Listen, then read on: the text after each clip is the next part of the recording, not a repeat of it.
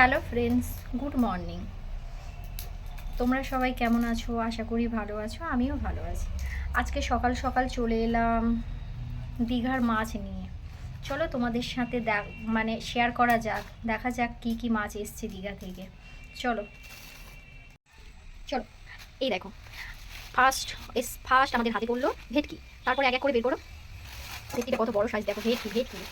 বটি নিয়ে বসে পড়েছি, সব কিছু কাটাকুটি করবো। ঠিক আছে, এটা হচ্ছে তোমার, আমরা আমাদের ওখানকার দীঘার ভাষায় বলি ভাজাদারি, কিন্তু আমার বন্ধুরা কালকে বলছিল যে এটাকে বলা হয় চিত্রা মাছ বা পায়রা মাছ। যাই হোক, এইটা আমরা বলি ভাজাদারি। ঠিক আছে, বন্ধুরা কমেন্ট করে বলবে এইটা কি ওই মাছ ভাজাদারি যেটাকে বলা হয় তোমরা বলো চিত্রা মাছ না পায়রা মাছ, এটা তো। দেখো, তারপরে আছে এটা হচ্ছে ভাঙর মাছ, এটা হচ্ছে ভাঙর, এটা হচ্ছে পার্শে মাছ, বড় একটা একটা পার্শে মাছ। আর সবার শেষে যেটা হচ্ছে সেটা হচ্ছে ইলিশ। ঠিক আছে, তো সব মাছগুলো সাথে 11টা বেজে গেছিলো, যেহেতু বাসটা লেট ছিল তাই তোমাদের সাথে রাতে শেয়ার করা হয়নি। এখন সকালবেলা বসে পড়েছি বটি নিয়ে। ঠিক আছে, এখন মাছগুলো কাটাকুটি করবো, তোমরা দেখতে থাকো। দেখো, এটা হচ্ছে ওই ভাজা তালিকা কাটছি, একে একে সব মাছ কাটা শুরু করা যাক।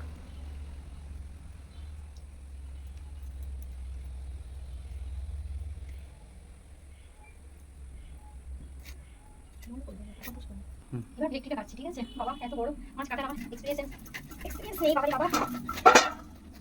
আচ্ছা, প্রথমে লেজের দিকটা কেটে নিলাম, তিন পিস করে নেবো তো। এই হচ্ছে না গো বাবা, কি শক্ত মুটিটা ছোট আছে। ইমা খুব খুব এইরকম একটা পিস হয় নাকি? ইস, আমি তো কাটতে পারি না। দূর বাবা, এটা কেমন একটা হয়ে গেল। একে একে কেটে নিই। শুরু করছি, কোন দিক থেকে কাটবো কিছু বুঝতে পারছি না, কারণ মাছ কাটার এত আমার এক্সপিরিয়েন্স নেই বাবা। ঠিক আছে, আমি দেখো এই ভেটকিটা কাটতে কাটতে আমার মানে নিঃশ্বাস পুরো আমার যেন সে যায় অবস্থা, এত শক্ত মাছ, মানে হচ্ছেই না, কি কষ্ট রে বাবা।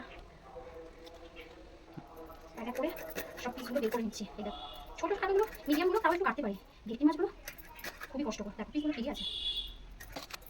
এই শেষমেশ ইলিশটা কাটবো, সবার প্রিয় ইলিশ। ইলিশটা একটু ছোটো, বাবা বলেছে যে এইটা এই সময় উঠেছে, এটা খা, আবার পরে শুধু ইলিশ পাঠাবো, এটা বলেছে। চলো ইলিশটা কেটে নিই। ঠিক আছে, এটা খুব নরমাল বলো, এটা কাটতে এতটা কষ্ট হয় না, তাড়াতাড়ি এটা কাটা হয়ে যায়।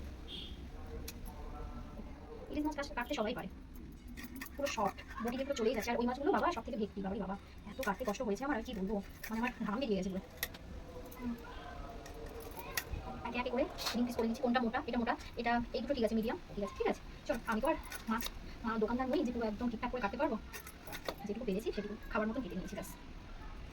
বাড়িতে তো খাবো, ছোটো হোক বড় হোক, কী হয়েছে বড়, বাড়িতে তো খাবো, ছোটো বড় হয়েছে কী হয়েছে, সবাই তো বাড়িতেই খাবো।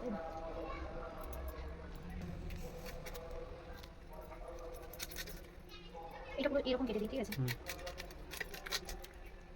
এটা পুরো তুলে, আমার তো বাড়িতে মারাই মাছ থাকতো, কিছুই জানি না বাবা আমি। এগুলো একটা সব রকমের ডাঁটা দিয়ে একটা চচ্চড়ি বানাবো। কমপ্লিট। এটা এটা হচ্ছে এইটুকু হয়েছে ইলিশ, আর এটা হচ্ছে তোমার ভেটকি। ভেটকি আছে, তারপরে ভাজা তালি আছে, তারপরে তোমার পার্শে আছে, তারপরে আছে কি ভাঙর আছে। এক গামলা মাছ, এক গামলা, দেখেছো? এইগুলো সব স্টোর করে, এগুলো ধুয়ে পরিষ্কার করে সব কিছু আবার গুছিয়ে, আরও কন্টেনারে আরও সব গুছিয়ে এগুলো রাখা হবে। এখন কতদিন এই মাছগুলো খাওয়া হবে ঠিক নেই।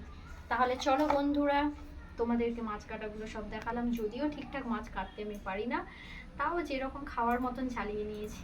মানে খেতে, মানে কি বলবো, বাড়ির যেরকম খাওয়া দাওয়া হয় আর কি, যেরকম কাটাকুটি মাছ করা হয় ওই রকম করে নিয়েছি, যদিও কোনটা মোটা কোনটা পাতলা কোনটা চলো ওগুলো তোমরা দেখো না, ওগুলো স্কিপ করে যাবে।